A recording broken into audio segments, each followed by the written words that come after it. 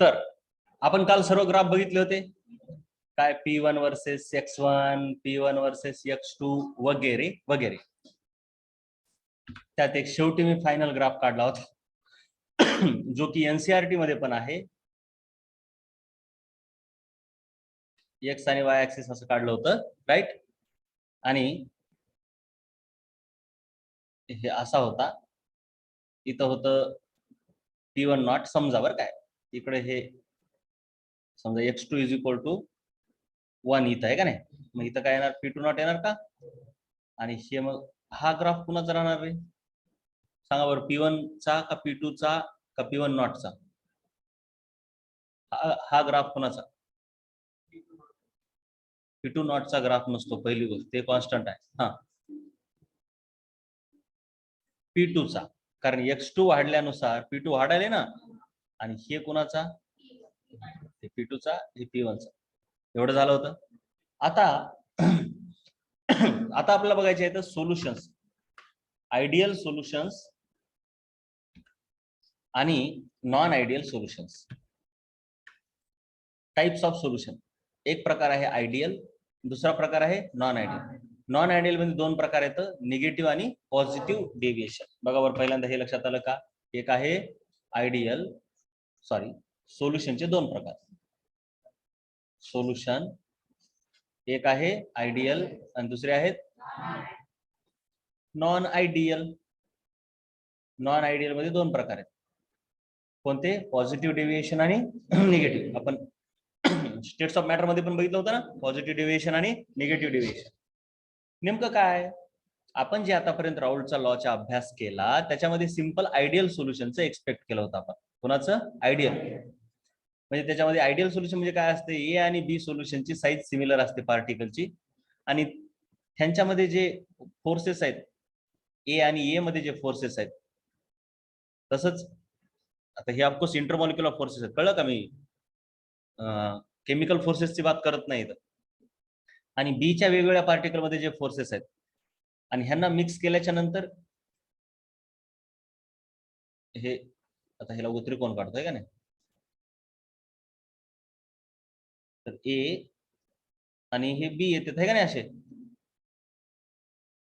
मग ए आणि बी मध्ये जे फोर्सेस, आता इथं नवीन काय होणार, ए आणि बी मध्ये तयार होणार का नाही, तर ह्या फोर्सेस मध्ये काहीच फरक नसतो.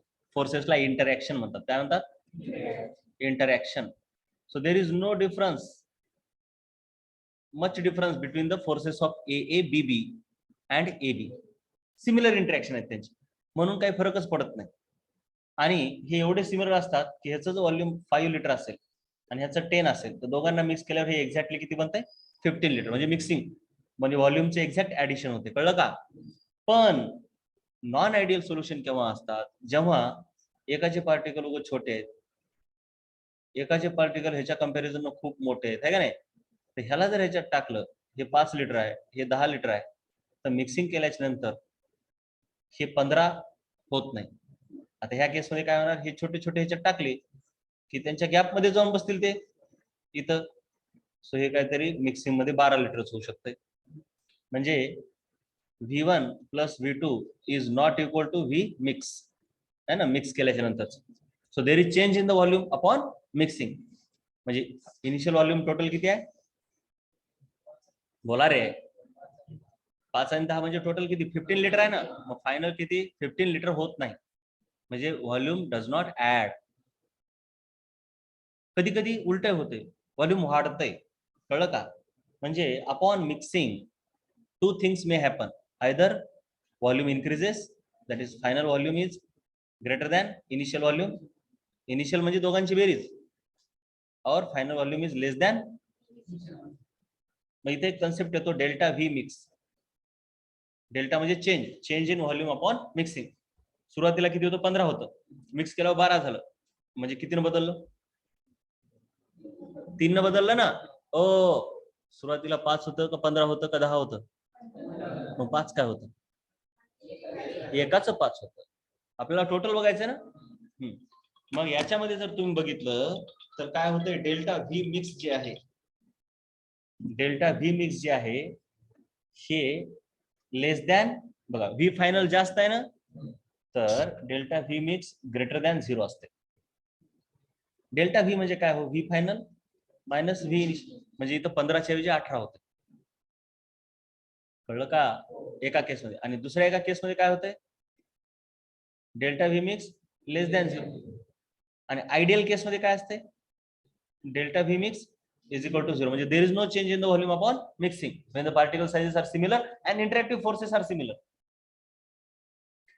मग इथं पॉझिटिव्ह आहे ना व्हॉल्यूम चेंज पॉझिटिव्ह आहे, मग ह्याला म्हणतात पॉझिटिव्ह डेव्हिएशन. कसलं पॉझिटिव्ह डेव्हिएशन, ह्याला म्हणतात निगेटिव्ह डेव्हिएशन. आणि हे असतात आयडियल. एवढं कळलं बरं. आता आणखीन बघा,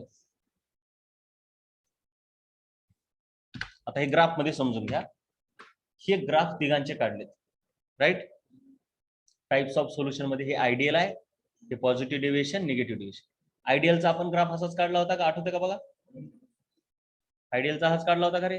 हे जे काय P1 नॉट, हे P2 नॉट, आता हे खाली आहे हो, काय फरक पडत नाही. आपला असा आला होता ना वर, हे खाली असं का झालं, बिकॉज स्लोप निगेटिव्ह असेल ना.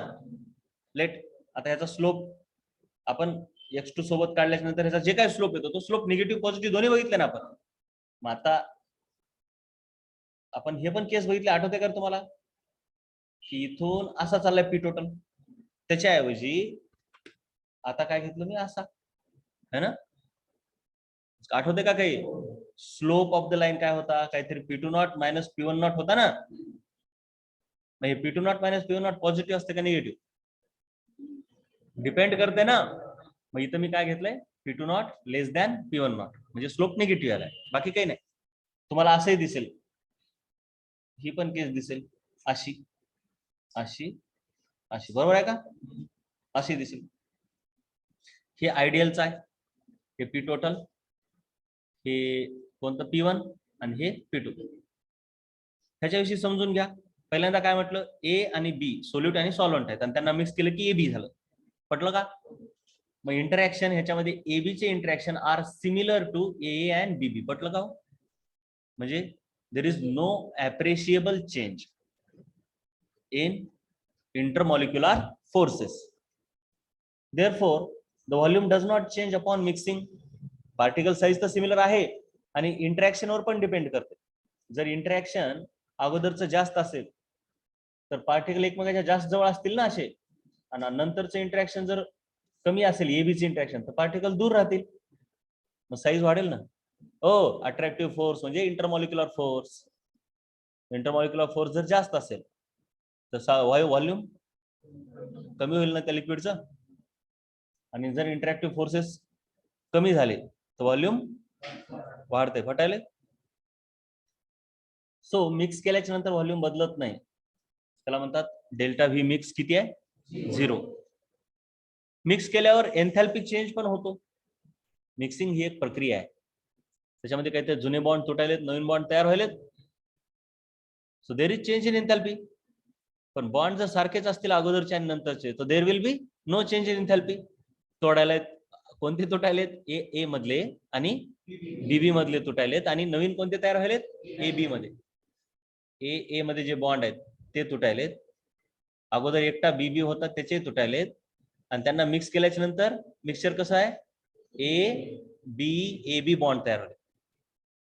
सो अगोदरचे बॉन्ड जर स्ट्रॉंग असतील है ना, बरं दोन्ही बॉन्ड सेमच असतील अगोदरचे ए आणि BB, A is similar to BB is similar to AB, तर there will be no change in enthalpy. कारण बॉन्ड तोडायला जेवढी एनर्जी लागेल आहे तेवढीच जोडायला.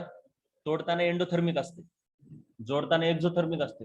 बॉन्ड तोडताना एनर्जी द्यावी लागते, माहिती आहे ना, आणि जोडताना एनर्जी रिलीज होते. कळालं. म्हणून एवढं तर क्लिअर झालं. डेल्टा एच मिक्स आणि डेल्टा व्ही मिक्स म्हणजे एन्थॅल्पी change and volume change upon mixing is 0 in case of ideal solution.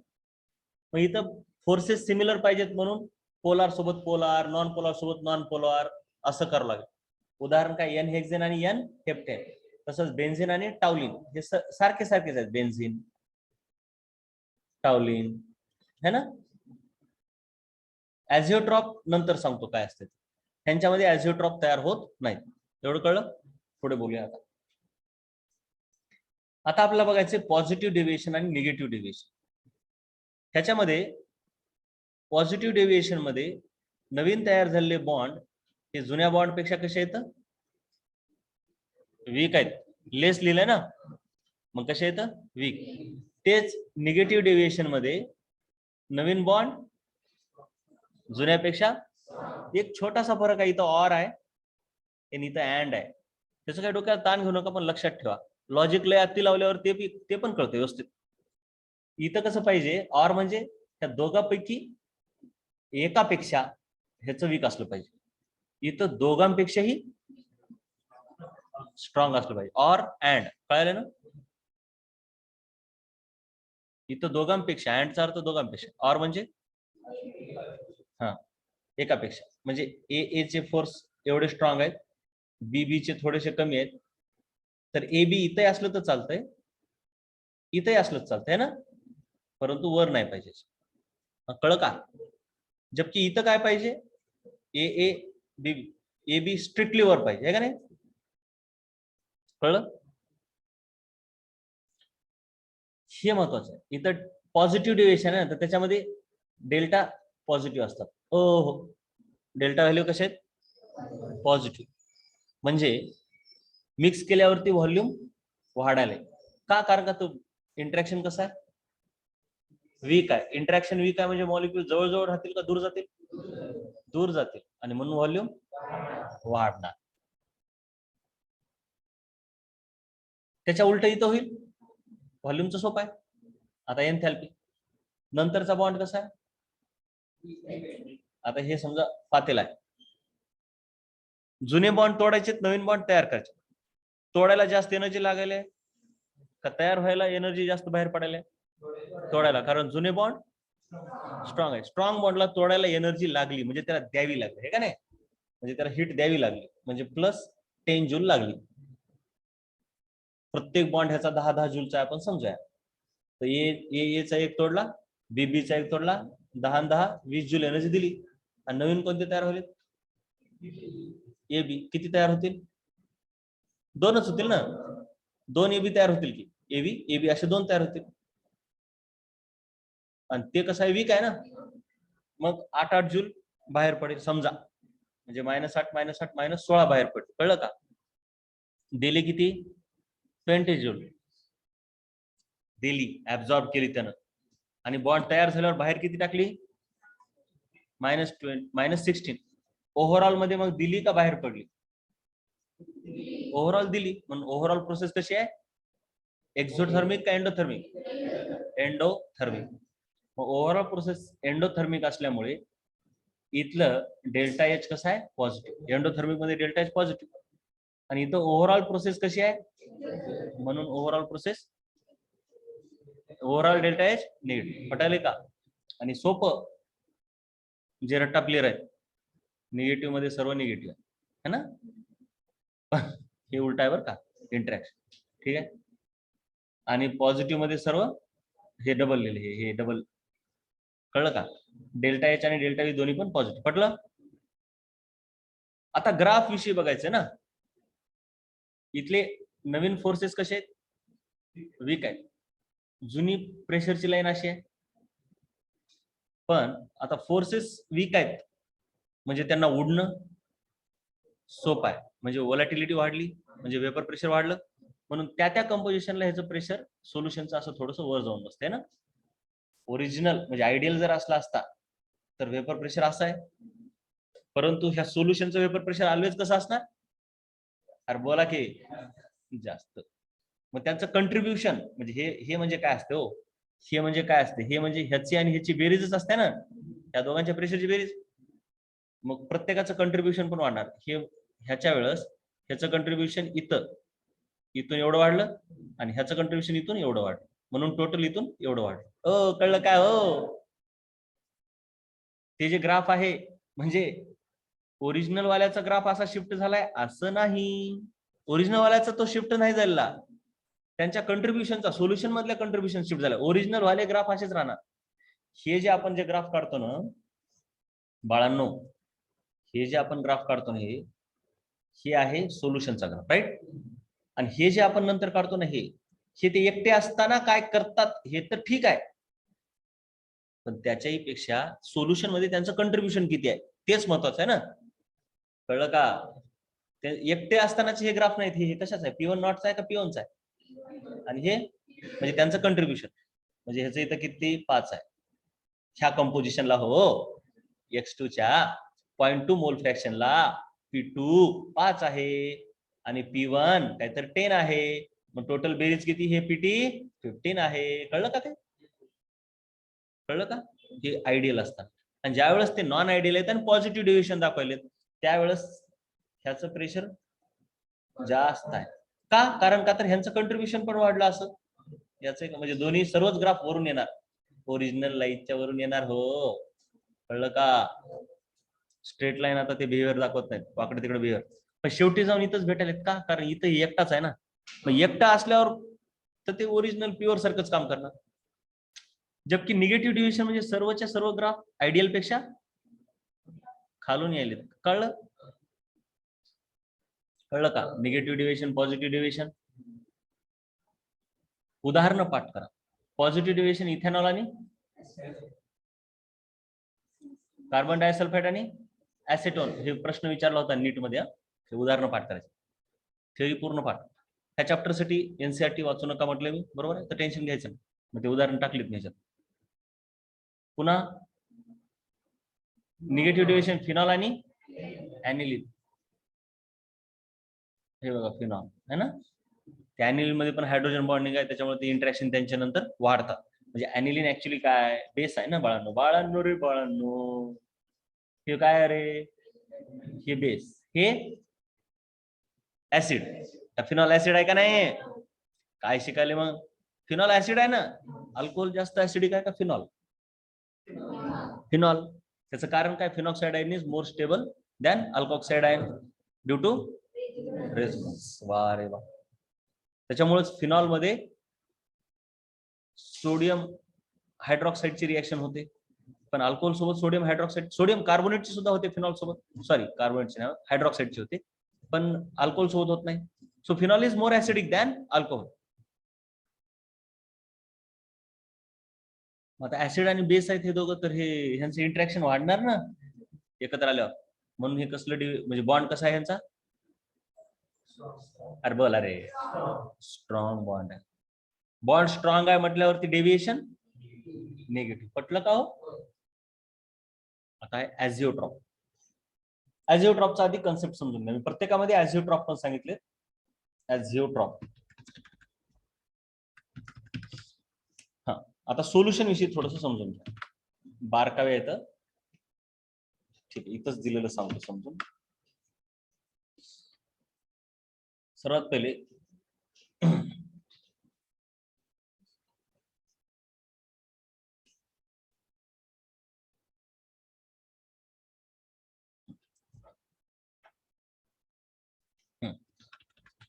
हे पहिला पॉइंट आधी महत्वाचा आहे. हे जे सोल्युशन आहे त्याचा बॉइलिंग पॉइंट फिक्स नसतो रे बाळांनो. बघा नीट समजून घ्या. जे सोल्युशन आहे ते पाणी आहे, प्युअर सॉल्व्हंट, त्याचा बॉइलिंग पॉइंट फिक्स आहे. किती पाणी घ्या, 100 ला बॉइल होत आहे. पण तसंच अल्कोहोल घ्या प्युअर, ते वॉटर आहे, ते अल्कोहोल आहे, ते पण 76 ला बॉइल होते. त्याचा फिक्स असतो ना बॉइलिंग पॉइंट. पण ह्यांना मिक्स केल्यावर ह्यांचं बॉइलिंग पॉइंट फिक्स नसतो, ह्यांच्या कंपोजिशनवर डिपेंड करणार ना. जर वॉटरचं जास्त असेल तर त्याचं म्हणजे बॉइलिंग पॉइंट 100 कडे जास्त जाणार. म्हणजे जसं वेपर प्रेशर दोघांच्या मध्ये राहते ना, तसं बॉइलिंग पॉइंट वॉटरचा 100 आहे आणि ह्याचा 76 आहे. वॉटर जास्त असेल तर सोल्युशनचा बॉइलिंग पॉइंट 100 च्या जवळ असणार, आणि जर अल्कोहोल जास्त टाकलं तर 76 कडे शिफ्ट होणार, कारण अल्कोहोल हे मोर वोलाटाईल आहे. त्याचं प्रमाण वाढलं की वेपर प्रेशर वाढतं आणि बॉइलिंग पॉइंट कमी होते. सो कंपोजिशन नुसार बॉइलिंग पॉइंट बदलतो. वॉटर, प्युअर वॉटरला तुम्ही जर हिट केलं तर कितीही हिट करा, एवढं पाणी आहे त्याचाही 100 असतो, आणि उकळून उकळून अर्ध झालं तर त्याचाही 100 असतो. ओ ओ, कळलं का? कळलं का? पण ज्या वेळेस आपण सोल्युशन बनवतो सध्या ह्याचा बॉइलिंग पॉईंट दोघांच्या मध्ये 100 आणि 76च्या मध्ये, म्हणजे समजूया की 80 आहे कुठंतरी, आहे का नाही, 80 आहे असं समजूया. कळलं? म्हणजे अल्कोहोलचं प्रमाण जास्त आहे. पण मी ज्यावेळेस हीट करतोय, बाबांनो जरा नीट लक्ष द्या जरा बरं, किंवा मी सोप्यातून घेतो, 50-50% अल्कोहोल आहे, 50% वॉटर आहे. कळलं? मग मी जरा हे दोघांच्या मध्ये घेतो बॉइलिंग पॉईंट, म्हणजे किती घेतो, एक 90 जवळपास, आहे का नाही, जवळपास. हा राईट, 50-50% आहे बरं का, वॉटर 50% आणि अल्कोहोल 50%, 50-50 दोघांचे मोल आहेत. बॉइलिंग पॉईंट दोघांच्या जवळपास मिडल मध्ये आहे, म्हणजे 90 डिग्री सेल्सिअस. ज्यावेळेस मी ह्याला हीट करतोय त्यावेळेस ह्याचा जो पहिला ड्रॉप उडतो रे बाबांनो, मग ह्या ड्रॉप मध्ये कंपोजिशन 50-50% असेल का वेगळा असेल, का कुणाचं जास्त असेल?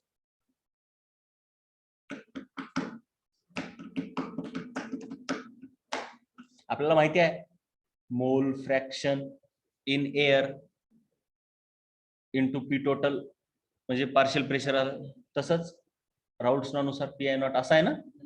मग ह्याच्यावर काय येते रे, ह्याच्यावर काय येते, Y I is equal to P I not upon P total, असं काहीतरी येते ना, असंच का, आणि इंटू एक्स आय.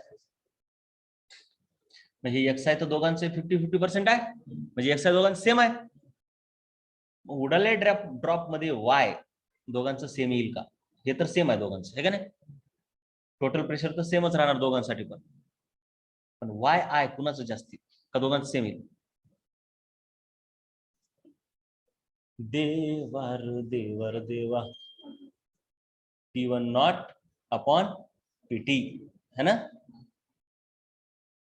आणि X1 है ना, X1 आणि X2 तर सेम आहे. आपण पाण्याला 1 म्हणू, अल्कोहोलला 2 आहे का नाही, है ना. PT यावर काय इंटू हे तर सेम आहे, हे पण सेम आहे. आता बोला, आता तर बोला कोण जास्त आहे, Y1 का Y2? Y2, कारण ज्याचं वेपर प्रेशर जास्त त्याचा उडालेल्या ड्रॉप मध्ये वर उडालेला ड्रॉप म्हणजे ते एक वेपरच आहे ना, राऊंड्सला त्या ड्रॉपलाच लागू होतंय. मग वर उडत असताना खाली जरी समान असले तरी ज्याचं वेपर प्रेशर जास्त आहे ते जास्त प्रमाणात उडत असते.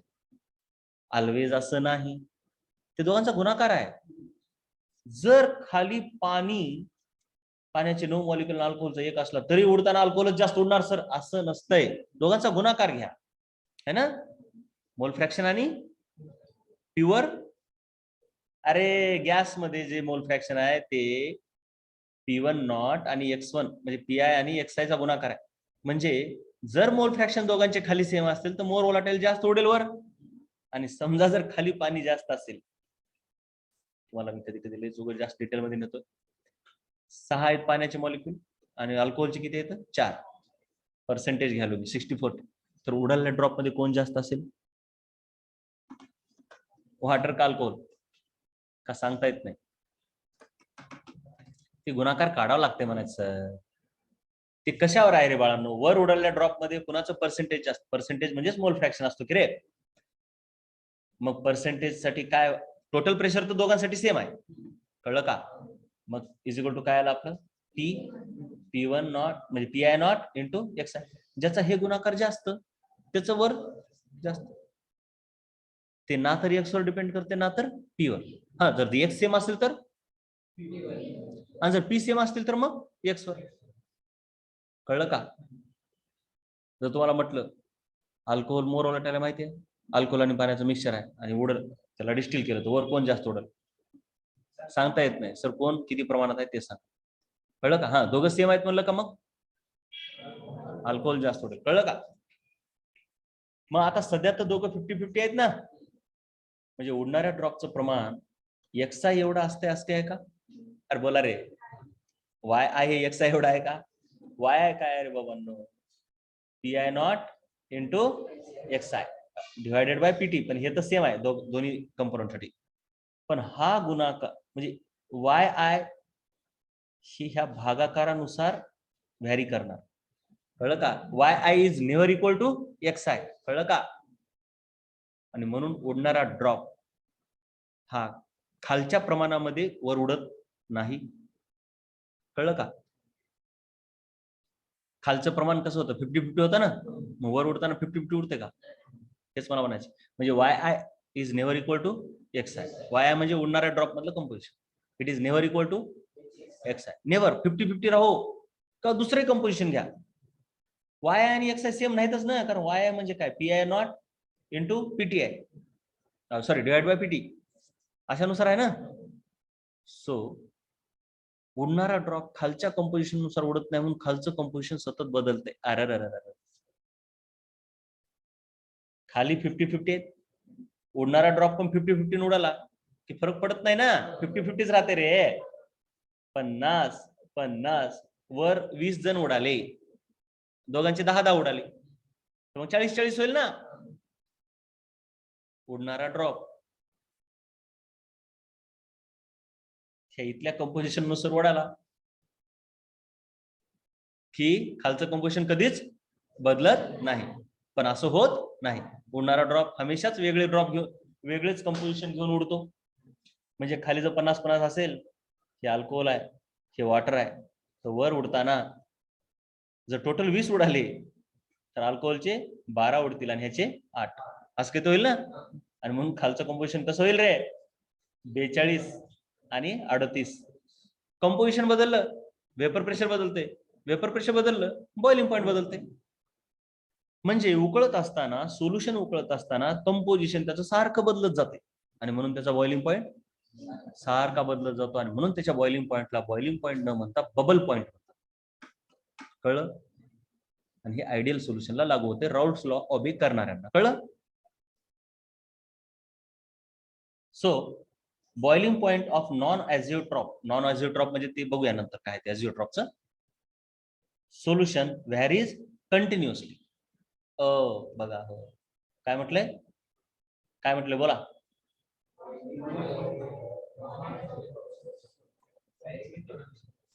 पटलं का? म्हणून therefore it is called as and not boiling point. So solution साठी बबल पॉइंट हा शब्द वापरतात. पटलं एवढं? पुढे चलू मग आता. पण आता हे जे तुम्हाला शिकवलं ना, हे केमिकल इंजिनिअरिंग मध्ये खूप डिटेल मध्ये असते. सोल्युशन मधलं हे जे आहे ना, हेच काम असते, ते केमिकल इंजिनिअरचे कामच हे असते. काय काम असते सांगतो आता. सर्वात मोठा त्रास केमिकल इंजिनिअरला कुठं असते, आणि त्याच्यासाठीच पैसे पण भेटतात म्हणा. त्रास कुठं असते, पैसे कशासाठी, सोपे काम फटकून काम होऊ लागल्यावर कशाला पैसे देतील ते. लक्ष द्या इकडे. हे ॲझिओट्रॉप म्हणजे डोक्याला ताप असते आमच्यासाठी. आलं लक्षात? एवढं तर कळलं आता. सोल्युशनचा बॉइलिंग पॉईंट सतत चेंज होतो, म्हणून आपलं मेन केमिकल इंजिनिअरचं सर्वात मेन काम आहे गोष्टी सेपरेट करणं. काही जणांना वाटतं रिॲक्शन पार्ट करणं, नाही, ते काम केमिस्टचं असते हाताखालच्या. केमिकल इंजिनिअरचं काम डोकं लावायचं असते की इथं असं आहे, काय करायचं. रिॲक्शन रट्टा मारणे हे एवढं काम नसते, पण ते सेपरेट कसं करायचं, सेपरेशन हे लय महत्वाचं आहे. कळते का? अरे कच्चं तेल लय स्वस्त भेटतंय, पण पेट्रोल महाग किती भेटते माहिती आहे ना. कच्चं तेल स्वस्त भेटते माहिती आहे ना, क्रूड ऑइल म्हणतात त्याला, आणि त्या क्रूड ऑइललाच सेपरेट केल्यावर डिझेल पेट्रोल बनतंय का नाही. So separation is very important, very important. Drugs किती महाग आहेत, जे मॉर्फाईन वगैरे ते झाडातच भेटतात ना, त्यांचे झाड आहेत का नाही, ते झाड तंबाखूचे पानं म्हणा काही, ते किती स्वस्तात भेटतात, पण त्याच्यापासून ड्रग तयार केला की त्याची कशी किंमत सोन्यासारखी होते. त्याचं रिझन आहे, त्याला सेपरेट करणं त्याच्यापासून हे मोस्ट डिफिकल्ट काम असतं. So separation is very important. आम्हाला पेपर असते 2-2 वर्ष 100-100 मार्काचे की सेपरेशन प्रोसेसेस म्हणून. आलं लक्षात? फक्त त्याच्यावरच चालतंय. ओके. सो आता ॲझिओट्रॉप म्हणजे काय, आता बघा. डिस्टिलेशन आपलं सर्वात मेन इथं काय चालू आहे, डिस्टिलेशन म्हणजे डिस्टिलेशन साठी चालू आहे. म्हणजे काय, एखादं सोल्युशन आहे तुमच्याकडे, त्याच्यामध्ये वॉटर आहे प्लस अल्कोहोल आहे, आणि ह्यांना आपल्याला सेपरेट करायचं. ते मिक्सच का होते, कारण का ते निसर्गामध्ये मिक्स झाले असतात ना, त्याला काय आपण मिक्स करून नंतर सेपरेट करणं झालं, ते नैसर्गिकरित्याच मिक्स असतात. कधी कधी काही प्रोसेसमध्ये मिक्सिंग करावं लागते. आलं लक्षात? तर वॉटर आणि अल्कोहोल एकत्र आहेत. वॉटर, आता अल्कोहोल प्युरिफाय करायचं, मग ह्याला हिट केलं की वर उडत असताना हे 50-50 आहे, वर उडत असताना 50-50 जाते का? वर उडत असताना सहसा ते ऍक्च्युली काय होते, जर 20 ड्रॉप गेले तर अल्कोहोलचे 15 जातात आणि वॉटरचे 5. सहसा बरं का, एक अंदाज सांगतोय. मग हे जर वेपर इकडे मी कंडेन्स केली अशी, तर इकडं प्रमाण कुणाचं जास्त होत जाईल? मग अल्कोहोल सेपरेट व्हायलाय का नाही? अशा प्रकारे वॉटरला अल्कोहोल पासून मी सेपरेट करालोय, पण 100% का?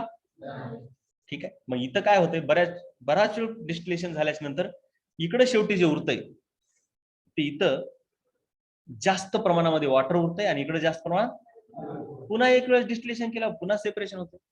असं बऱ्याच टप्प्यामध्ये केलं की बरंच प्युअर अल्कोहोल भेटू शकते. बट सेपरेशन प्रोसेसची सर्वात मेन गोष्ट काय आहे की ज्या वेळेस आपण हीट करतो त्यावेळेस उडत असताना वरच्या ड्रॉप मध्ये जे मोर वोलाटाईल आहे त्याचं प्रमाण खालच्या पेक्षा जास्त असते. हो, खालच्या पेक्षा जास्त असते म्हणालो मी. असं नाही की इथं समजा वॉटर 90 आहे आणि अल्कोहोल, सॉरी आता अल्कोहोल आलाय ना, अल्कोहोल 90 आहे आणि वॉटर 10 आहे, समजा आहे का नाही? सेपरेशन केलं असं झालं, अरे वॉटर कमी आहे, अल्कोहोल हे आहे. मग उडत असताना ह्या ड्रॉप मध्ये आता अल्कोहोल होतो 95% आणि वॉटर होतो 5%. ऑलवेज खालच्या पेक्षा व्हेपर मध्ये प्रमाण जास्त, काही असो. इव्हन तुम्ही इथं वॉटर 80 आणि अल्कोहोल 20 घ्या, उडणाऱ्या ड्रॉप मध्ये नेट इथं महत्वाचं, इथं तुम्ही अल्कोहोल, वॉटर किती आहे? 80 आहे आणि अल्कोहोल किती आहे? 20 आहे. तर उडणाऱ्या ड्रॉप मध्ये ए ऑप्शन, वॉटर अगोदर आहे, अल्कोहोल नंतर आहे बरं का. 60-40 बी, 40-60 काय पॉसिबल आहे?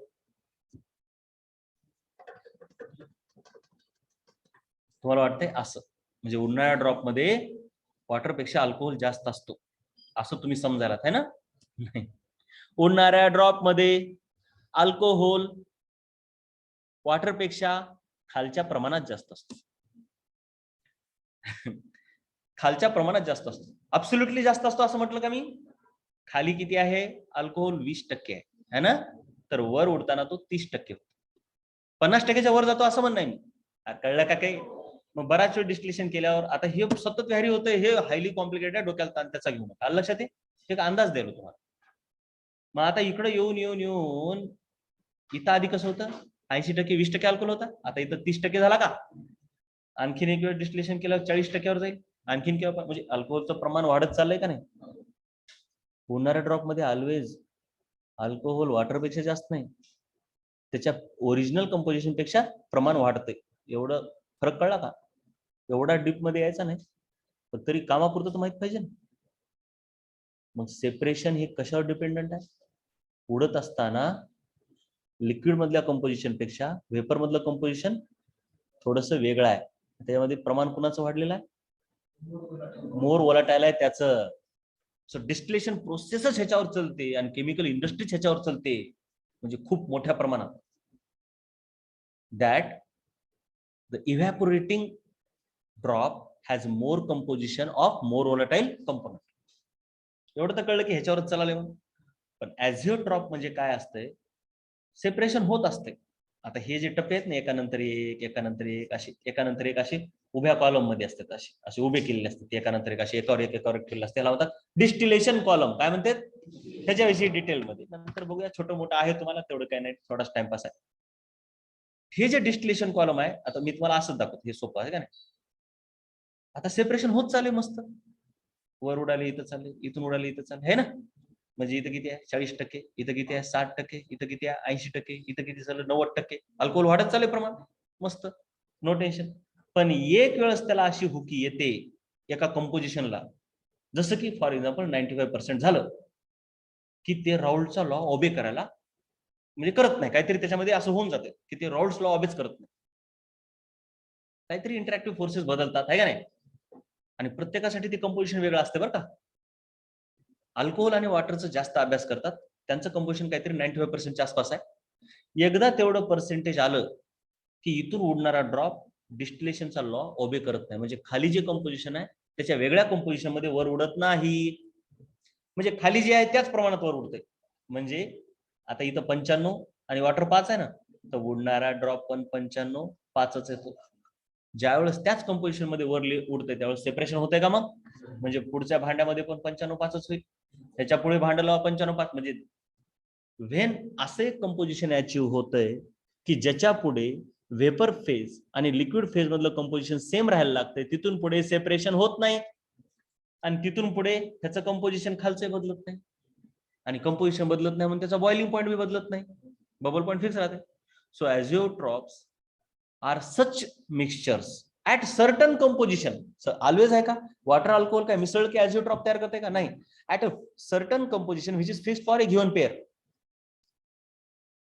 Two liquids do not obey Raoult's law and their composition does not change upon boiling, and hence their boiling point does not change or bubble point does not change, and their separation after that is not possible. हे सर्वात main असतं. काही करायचं पण ॲझिओट्रॉप देऊ नका. आलं लक्षात? असं केमिकल इंजिनिअरचं एकच वाक्य असतं, ॲझिओट्रॉप नको, कारण सेपरेशन करता येत नाही ना. आणि सर्वात सोपी मेथड कोणती आहे? डिस्टिलेशन. मग कुटाने आली बिनकामाची, 1000 कुटाने आले. अलग लक्षात येईल. डिस्टिलेशन म्हणजे सर्वात सोपी, जाळ लावायचा, होत राहते काम.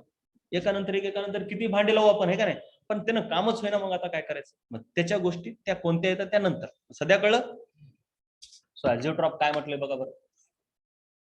What are ॲझिओट्रॉप्स? These are the solution having constant boiling point.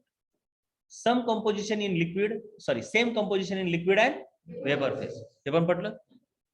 Cannot be separated by fractional distillation. कोण? Azeotrope. Types of azeotrope are 2, minimum boiling and maximum boiling. ते बघूया. आणि हे तर खालचं कळलं.